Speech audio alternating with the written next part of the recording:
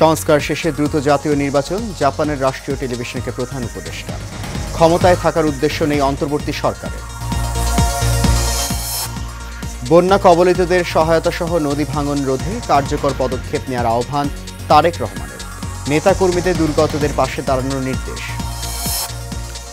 সরকারি চাকরিতে আবেদনের সময় বয়স সীমা ৩৫ বছর করার দাবিতে আন্দোলনের চাকরি প্রত্যাশীরা। পর্যালোচনায় কমিটি গঠন। এবং আশুলিয়ায় যৌথ বাহিনীর সঙ্গে বিক্ষোভরত শ্রমিকদের সংঘর্ষে নিহত এক, আহত অর্ধশতাধিক।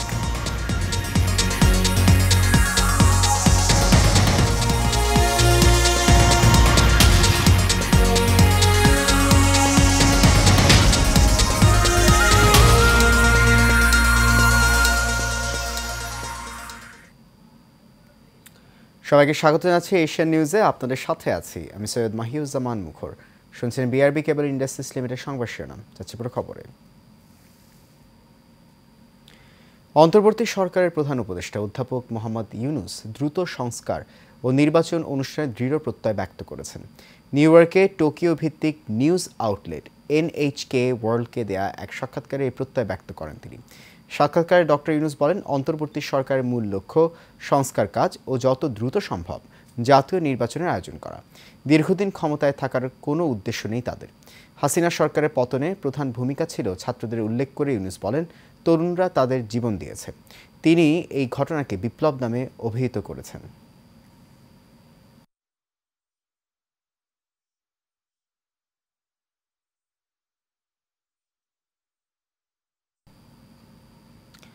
অন্তর্বর্তী সরকারকে দ্রুততার সঙ্গে বন্যা কবলিত এলাকাগুলোতে ত্রাণ ও উদ্ধার কার্যক্রম পরিচালনা সহ নদী ভাঙন রোধে কার্যকর উদ্যোগ গ্রহণ করার আহ্বান জানিয়েছেন বিএনপির ভারপ্রাপ্ত চেয়ারম্যান তারেক রহমান। দুপুরে দলটির সিনিয়র যুগ্ম মহাসচিব রুহুল কবির রিজভীর গণমাধ্যমে পাঠানো এক বিবৃতিতে এই আহ্বান জানান তারেক রহমান। বিবৃতিতে বলা হয়, বিরতিহীন ভারী বর্ষণ ও উজান থেকে নেমে আসা ঢলের কারণে তিস্তা নদীর তীরবর্তী জেলাগুলোর বিস্তীর্ণ এলাকা আকস্মিক বন্যায় প্লাবিত হয়েছে। তিস্তাসহ ওই অঞ্চলের নদীগুলোর পানি বিপদসীমার উপর দিয়ে প্রবাহিত হচ্ছে। চরম দুর্দশার মধ্যে দিনাতিপাত পার করছে বন্যা কবলিত মানুষ। বিবৃতিতে বন্যা কবলিত এলাকার আশপাশের জেলাগুলোর বিএনপি এবং এর সহযোগী সংগঠনের নেতাকর্মী ও সমর্থকদের বন্যার্তদের সহযোগিতায় এগিয়ে আসার আহ্বান জানান তারেক রহমান।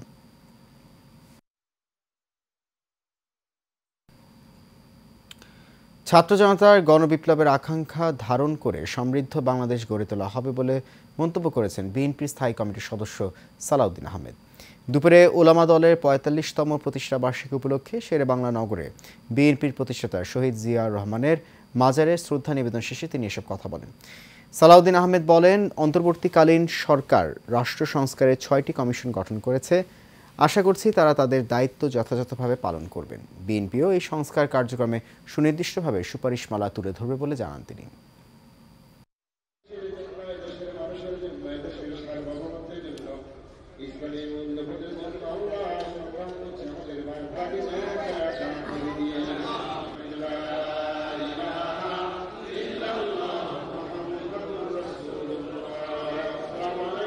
সরকার যে ৬টা সংস্কার কমিশন ঘোষণা করেছেন সেটা আমার জানা মতে এখনো পর্যন্ত পূর্ণাঙ্গ হয়নি।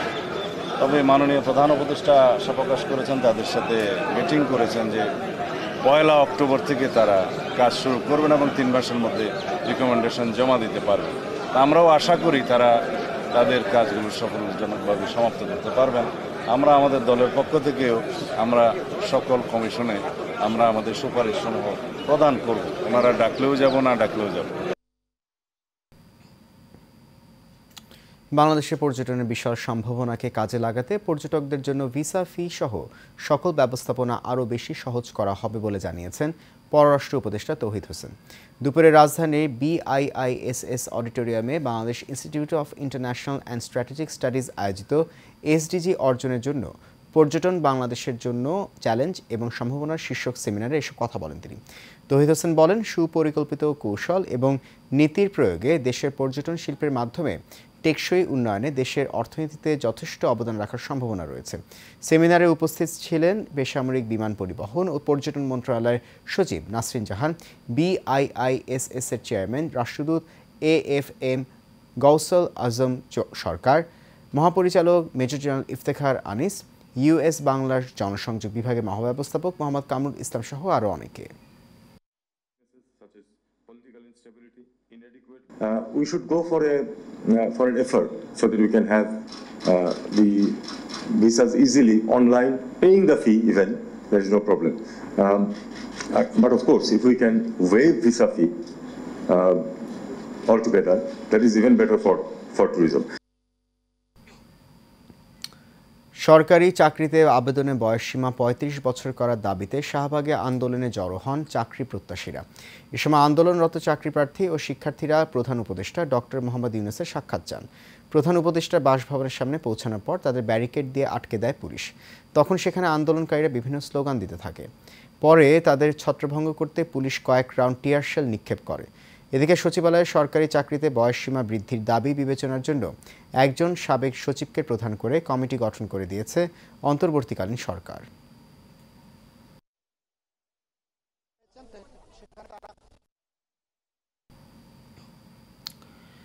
বকেয়া বেতন ও কারখানা খুলে দেওয়ার দাবিতে আশুলিয়ায় যৌথ বাহিনীর সঙ্গে শ্রমিকদের সংঘর্ষে এক শ্রমিক মারা গেছেন। এ ঘটনায় আহত হয়েছেন অর্ধশতাধিক। ক্ষুব্ধ শ্রমিকরা একজোট হয়ে সেনাবাহিনী, পুলিশ ও র্যাবের বেশ কয়েকটি গাড়ি ভাঙচুর করেছে। আহতদের মধ্যে গুলিবিদ্ধ বেশ কয়েকজনকে হাসপাতালে ভর্তি করা হয়েছে। নিহত শ্রমিকের নাম কাউসার। এই ঘটনায় গুলিবিদ্ধ অপর দুই শ্রমিক রাসেল ও নয়ন। তারা সবাই আশুলিয়া ন্যাচারাল গার্মেন্টসের শ্রমিক বলে জানা গেছে। এই ঘটনার পর থমথমে পরিস্থিতি বিরাজ করছে গোটা শিল্পাঞ্চলে। এদিকে নবীনগর চন্দ্রা মহাসড়ক অবরোধ করে বিক্ষোভ করেছে তৈরি পোশাক কারখানা শ্রমিকরা। এতে সড়কে কয়েক কিলোমিটার দীর্ঘ যানজটের সৃষ্টি হয়। ভোগান্তির কবলে পড়েন যাত্রীরা। পরে পুলিশ ও সেনাবাহিনীর সদস্যরা শ্রমিকদের বুঝিয়ে সড়ক ছেড়ে দেবার অনুরোধ করলে যান চলাচল পরিস্থিতি স্বাভাবিক হয়।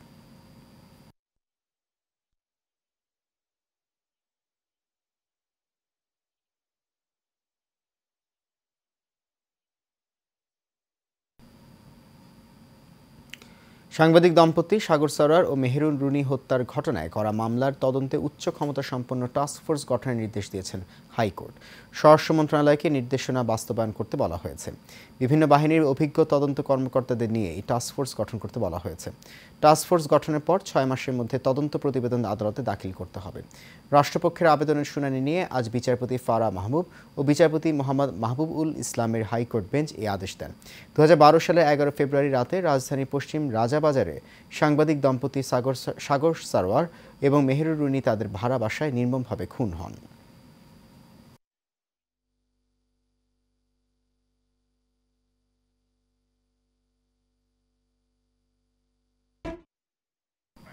মৌলভীবাজার পৌর শহর থেকে র্যাবের অভিযানে সিরাজগঞ্জ ২ আসনের সাবেক সংসদ সদস্য ডক্টর জান্নাতারা হেনরি ও তার স্বামী সিরাজগঞ্জ জেলা পরিষদের সাবেক চেয়ারম্যান মোহাম্মদ লাবু তালুকদারকে আটক করা হয়েছে। বিকাল ৩:৩০টায় গোপন সংবাদের ভিত্তিতে মৌলভীবাজার পৌর শহরের সোনাপুর এলাকার আওয়ামী লীগ নেতা বাচ্চু মিয়ার বাসা থেকে র্যাব তাদের আটক করে। সূত্র জানায় সাবেক সংসদ সদস্য হেনরি ও তার স্বামী লাবু কয়েকদিন যাবৎ গোপনে স্থানীয় আওয়ামী লীগ নেতার বাসায় আশ্রয় নিয়েছিলেন। আওয়ামী দম্পতির পরিকল্পনা ছিল মৌলভীবাজারের সীমান্ত দিয়ে ভারত পালিয়ে যাওয়া। র্যাব ৯ শ্রীমঙ্গলের কোম্পানি কমান্ডার মোহাম্মদ নুরুন নবী বিষয়টি নিশ্চিত করেন।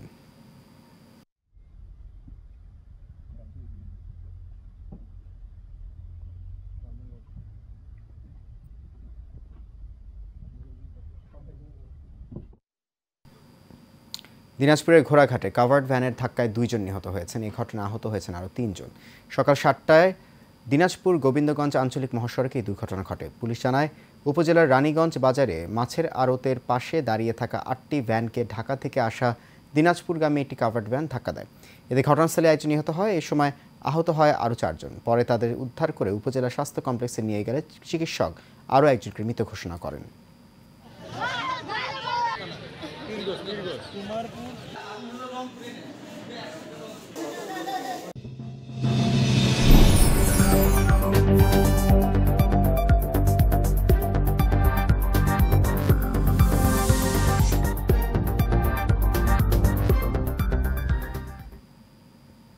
এবার চট্টগ্রাম সংবাদ। চট্টগ্রামের পতেঙ্গায় বাংলার জ্যোতি নামে একটি তেলবাহী জাহাজে বিস্ফোরণের ঘটনায় একজনের মরদেহ উদ্ধার করা হয়েছে।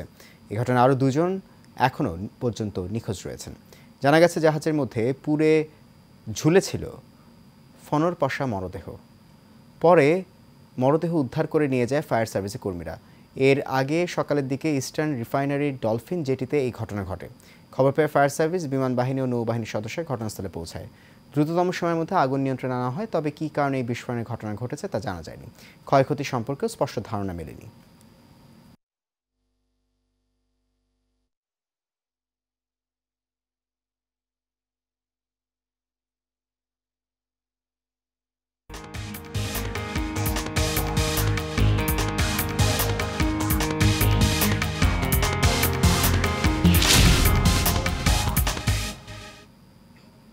এবার আন্তর্জাতিক প্রসঙ্গ। নেপালে ভয়াবহ বন্যা ও ভূমিধসে নিহতের সংখ্যা বেড়ে 170 জনে পৌঁছেছে। নিখোঁজ রয়েছেন আরও বহু মানুষ। এছাড়া 3,500-এর বেশি মানুষকে উদ্ধার করে নিরাপদ স্থানে নিয়ে যাওয়া হয়েছে। এক প্রতিবেদনে এই তথ্য জানিয়েছে নেপালি সংবাদ মাধ্যম কাঠমান্ডু পোস্ট। প্রতিবেদনে বলা হয়েছে, গত বৃহস্পতিবার সন্ধ্যায় শুরু হওয়া প্রবল বৃষ্টিপাতের ফলে সৃষ্ট বন্যা ও ভূমিধসে কমপক্ষে 170 জনের মৃত্যু হয়েছে। এছাড়া আরও 42 জন এখনও নিখোঁজ রয়েছেন।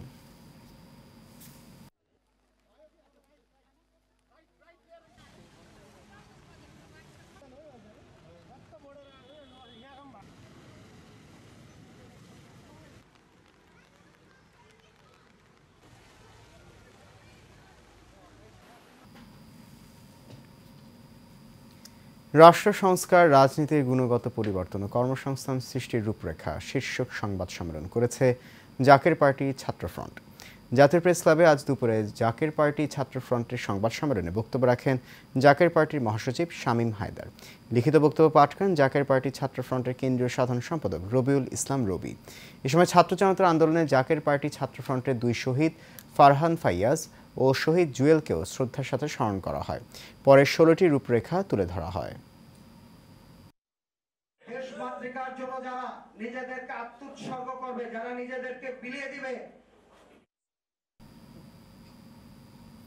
Khilgaon Taltala city corporation super মার্কেটকে দুর্নীতি মুক্তভাবে পরিচালনা করার লক্ষ্যে Khilgaon Taltala city corporation super market বণিক সমিতি এক মতবিনিময় সভার আয়োজন করে। রবিবার খিলগাঁও সিটি কর্পোরেশন মার্কেটের প্রধান কার্যালয়ে সভা অনুষ্ঠিত হয়। এ সময় প্রধান অতিথি হিসেবে উপস্থিত ছিলেন উক্ত মার্কেটের সভাপতি চৌধুরী মোহাম্মদ হুমায়ুন কবির। আরও উপস্থিত ছিলেন মোহাম্মদ শেখ আলম, মোহাম্মদ রেজাউল করিম সহ উক্ত মার্কেটের ব্যবসায়ী ও সদস্যরা।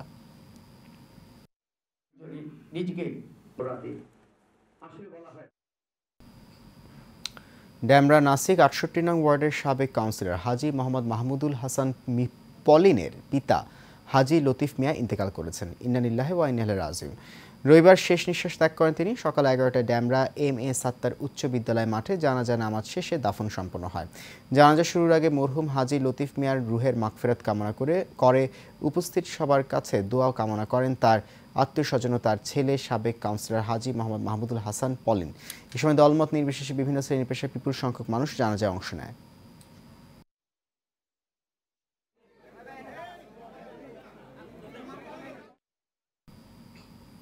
ঢাকার চকবাজার এলাকার বাসিন্দা শিক্ষানবিশ আইনজীবী সজল উল্লাহর বিরুদ্ধে মামলার প্রতিবাদে মানববন্ধন কর্মসূচি অনুষ্ঠিত হয়েছে। দুপুরে জাতীয় প্রেস ক্লাবের সামনে উক্ত মানববন্ধনে ঢাকার চকবাজার থানা এলাকার বাসিন্দারা উপস্থিত ছিলেন। এ সময় বক্তারা বলেন, সজল উল্লাহকে সামাজিকভাবে হেয় প্রতিপন্ন করার জন্য মামলা দিয়ে হয়রানি করা হচ্ছে। দ্রুত এই মামলা প্রত্যাহারের আহ্বান জানান মানববন্ধনে অংশগ্রহণকারীরা।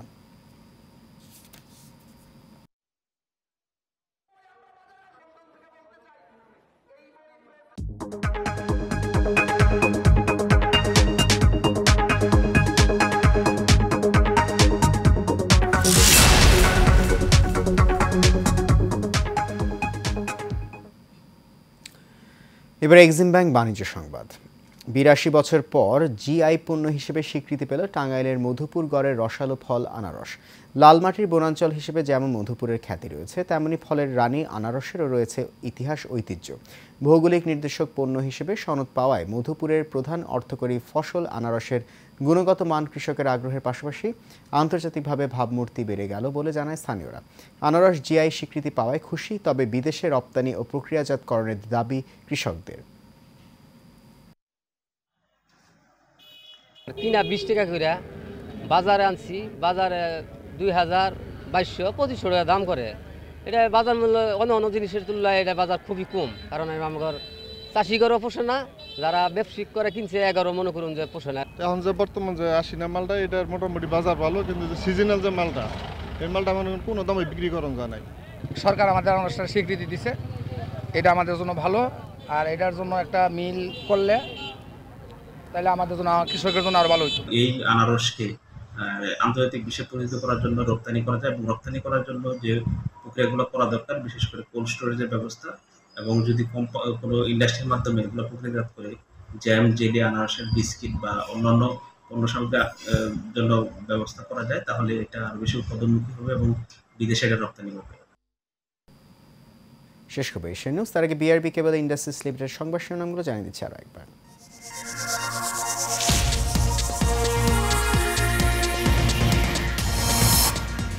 সংস্কার শেষে দ্রুত জাতীয় নির্বাচন, জাপানের রাষ্ট্রীয় টেলিভিশনকে প্রধান উপদেষ্টা। ক্ষমতায় থাকার উদ্দেশ্য নেই অন্তর্বর্তী সরকারের।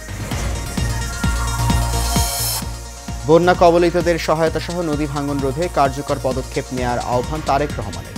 নেতাকর্মীদের দুর্গতদের পাশে দাঁড়ানোর নির্দেশ। সরকারি চাকরিতে আবেদনের বয়সসীমা ৩৫ বছর করার দাবিতে আন্দোলনে চাকরি প্রত্যাশীরা, পর্যালোচনায় কমিটি গঠন। এবং আশুরায় যৌথ বাহিনীর সঙ্গে বিক্ষোভরত শ্রমিকদের সংঘর্ষে নিহত 1, আহত অর্ধশতাধিক।